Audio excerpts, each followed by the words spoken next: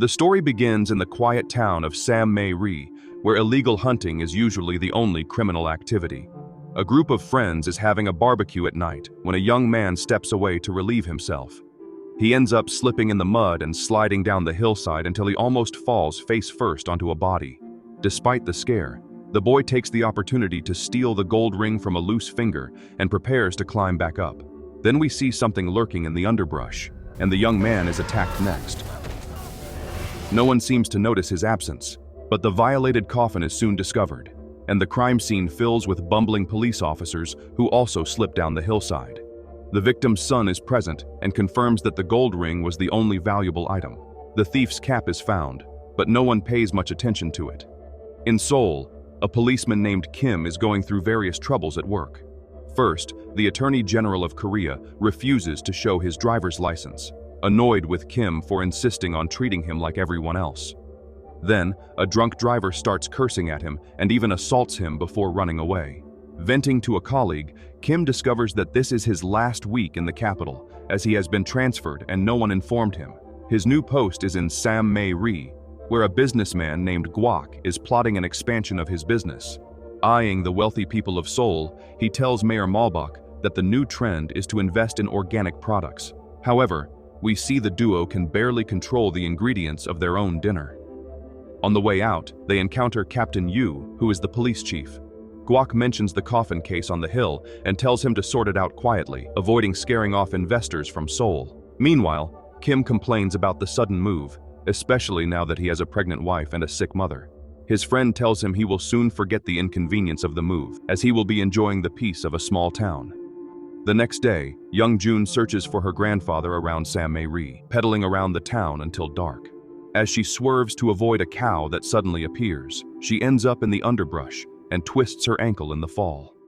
Since her grandfather doesn't answer his phone, June begins to push her bike back to the road, but something knocks her to the ground. The shadow darts through the brush very quickly, and she can't see what it was. Scared, she leaves the bike behind and quickens her pace, while we see a creature watching her. As soon as she reaches the road, June is hit by a drunk driver who is without a license. Her friend sees that the girl is alive, but decides to leave her behind, thinking he might be arrested as an accomplice. The two dump June in the brush, and it doesn't take long for the mysterious creature to come and attack her. The day of the move arrives, and Kim has a rough time during the trip due to his mother Bora's mental issues.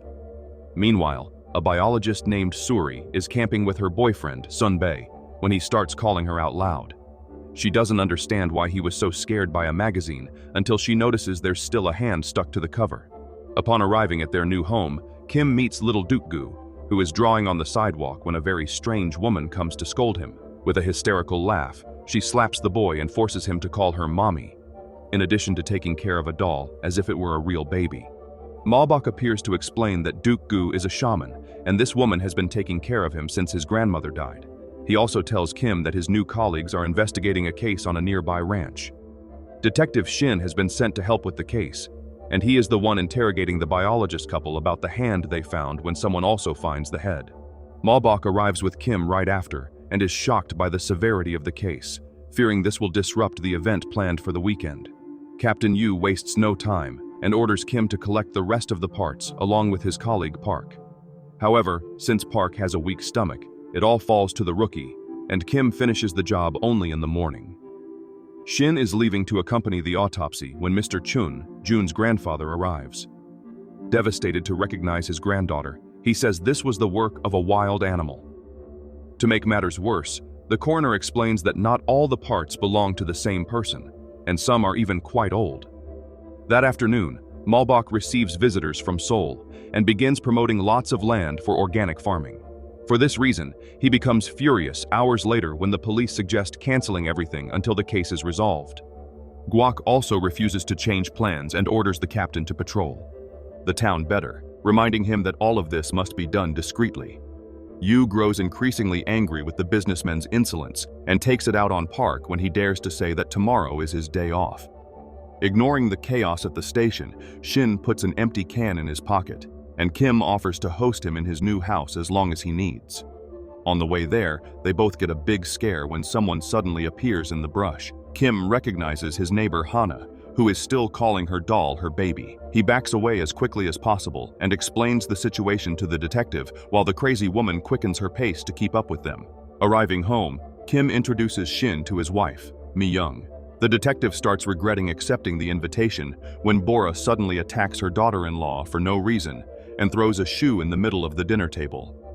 Mi-young becomes furious and starts yelling at Kim, complaining that they ended up in this backwater because he chose the anywhere option as his second choice on the application form. As agreed with the businessmen, the police send Kim and Park to watch the surroundings while the new farmers begin planting. Suri and Sunboy are nearby, investigating huge footprints in the soil. Suddenly, a mother starts screaming that her daughter was bitten by a snake. Suri rushes to help her and sucks the poison out, but advises that the girl should still go to the hospital. While Kim and Maubach debate the need to close off the area, a little girl is helping her mother pick fruits. When her father comes to her and says it's time to go home, something big and hairy hits him full force. The thing begins dragging him through the plantation, and his wife calls for help, screaming. Kim rushes to her and is astonished to see what looks like a huge animal running. With a shot into the air, he makes the creature release the victim but cannot reach it or hit it from afar. The incident makes Shin rethink the case, and he talks to Chun again. He says the animal must be a type of wild boar. Shin retorts that these animals have never attacked humans, but Chun says that is being put to the test. The area where the wild boars used to live has been completely occupied by golf courses in recent years.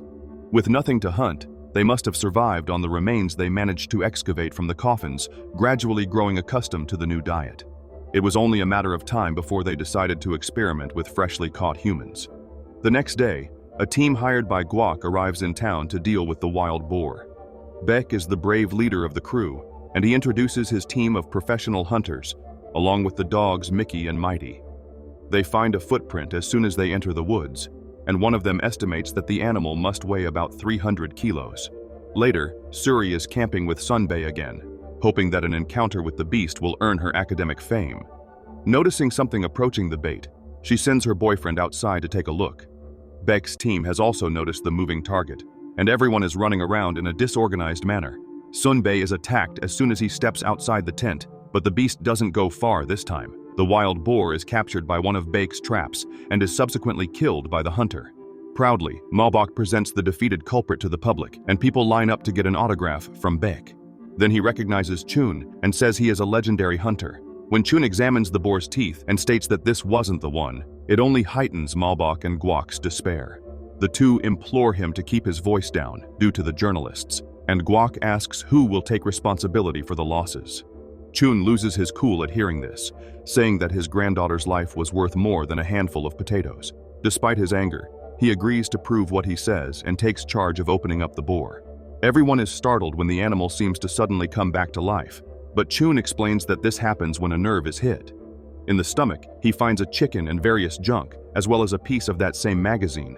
Revealing that this boar is a female, he deduces that the male shared its prey with her. Park takes the microphone at the party in honor of Beck, who is not in the least excited. Talking loudly to the dog, he wonders if he made a big mistake. The good news is that Sunbae survived, and he even comes on stage when Suri goes to sing.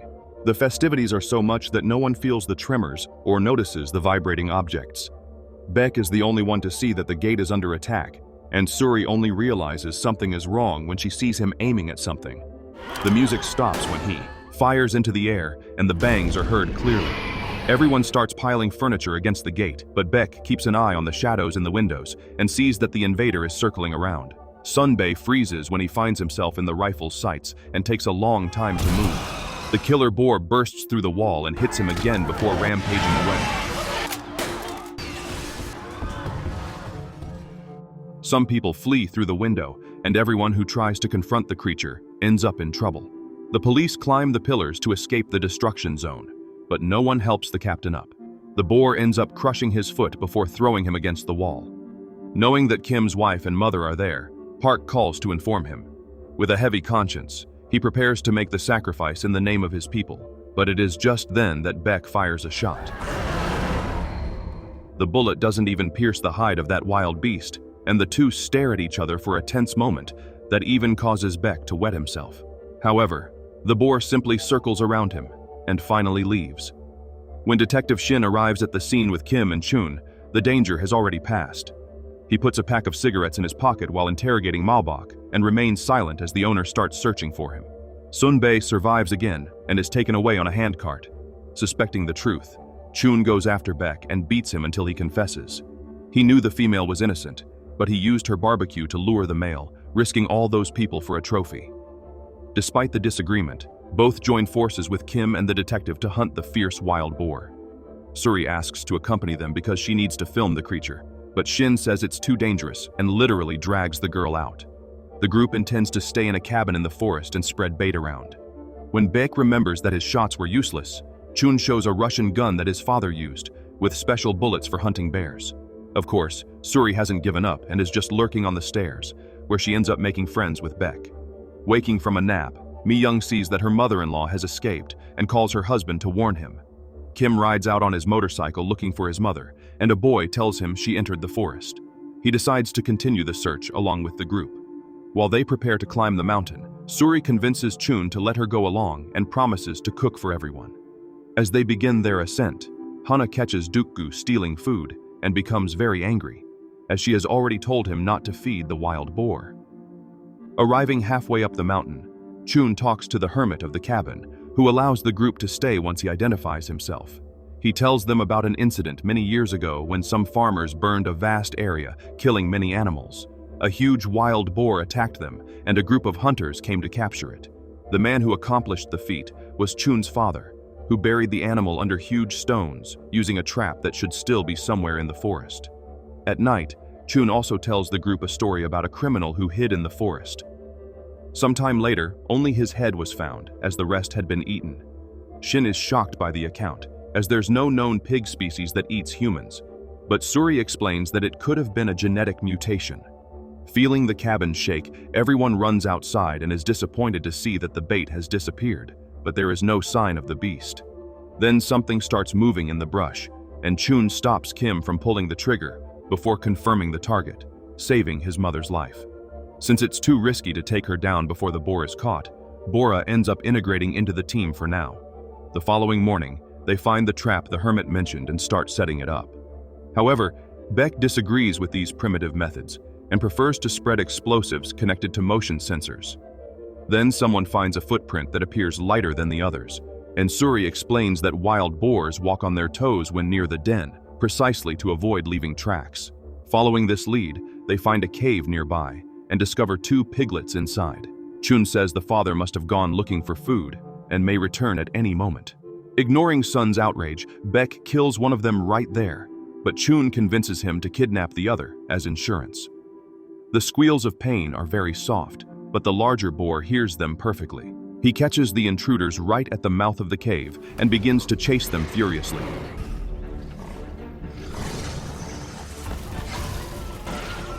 The group only escapes because they sneak into a narrow tunnel through which the monster's large head cannot pass. After it gives up, the group heads to the edge of the lake with the other piglet. Kim has been injured on his rear end, and Chun uses a hot coal for cauterization, traumatizing the poor guy even further. After it gets dark, Beck confides in his old master and reveals that fame is not as gratifying as he thought. The others gradually fall asleep, but he stays alert until he hears the sensors beep and goes to check. When a goat suddenly emerges from the brush, he feels relieved for a moment, but soon realizes that he is the one who has fallen into the trap. Already feeling the wild boar's breath on his neck, he pulls a knife, ready to give it his all. The others wake up to the screaming and catch sight of the enormous wild boar attacking the hunter. Chun tries to use the Russian gun, but it is completely jammed, and pulling the trigger only draws the creature's attention. As it walks and roars towards them, Chun pulls out an umbrella and tells everyone to hide behind it. The strategy completely fails, but the boar advances with such force that it ends up getting stuck. Kim takes the opportunity to help Beck, discovering that he is in very bad shape. Everyone is shocked when Chun suggests leaving him there, as he will only slow down the rest of the group. Beck himself agrees and says he is truly at the end of his rope, not knowing that he is using the same words as Jun's killer. Kim and Suri still try to lift him, but the boar breaks free just then, and everyone retreats immediately. Again, Beck pulls out the knife to face his fate with honor, while the rest rush down the trail between the trees. Only then does Chun realize that the second piglet is still in Sun's backpack. No matter how fast they run, the wild boar will always find them. Therefore, the detective asks Kim to lure it in another direction. He says it's no use if all four die together, and the risk Kim is about to take will be rewarded with a nice promotion. Thinking of his pregnant wife, he agrees with the plan and walks through the brush holding the little pig above his head. Suri goes along with him while Chun and the detective go to the other side. To their surprise, Hana appears in the brush again and steals Chun's pants without further explanations. The other duo also doesn't have much luck, slipping down the hillside until they find themselves facing the monster in a muddy hole. Kim struggles to remain still while a snake enters his shirt, and the effort pays off. In a stroke of luck, the snake ignores him and bites the wild boar's nose instead, giving them a chance to flee to the abandoned mines. They try to maneuver a cart on the tracks and learn how to operate it through trial and error, just as the wild boar resurfaces angrier than before. Reaching the end of the line, the two jump and hide in a cubicle, but the beast immediately finds them. They enter a walkway and remain quiet as the wild boar drools on top of them. The trick almost works this time, but the piglet starts squealing when the father is about to leave, and the chase continues. Suri and Kim end up stranded on a high platform, knowing that the enemy won't leave until they come down. Kim starts cursing the detective, but Suri says he was right, as they need to protect the defenseless town. At the same time, dozens of armed soldiers are arriving at the station, and Captain Yu is telling a lot of lies about his recent actions in the face of danger. Suri decides to improvise the trap, and Kim takes on the bait role once again. Going to the elevator shaft, he lures the wild boar towards him. Running from the animal, he drops the wrapped piglet and leaps to the side, escaping the attack. He then informs Suri that he managed to trap the beast. She then releases the elevator from above, and the wild boar becomes pinned to the ground, with its legs crushed. Suri passes close to it to grab the piglet before detonating the dynamite. By the way, the fuse is much shorter than they expected, and the duo barely escapes the explosion.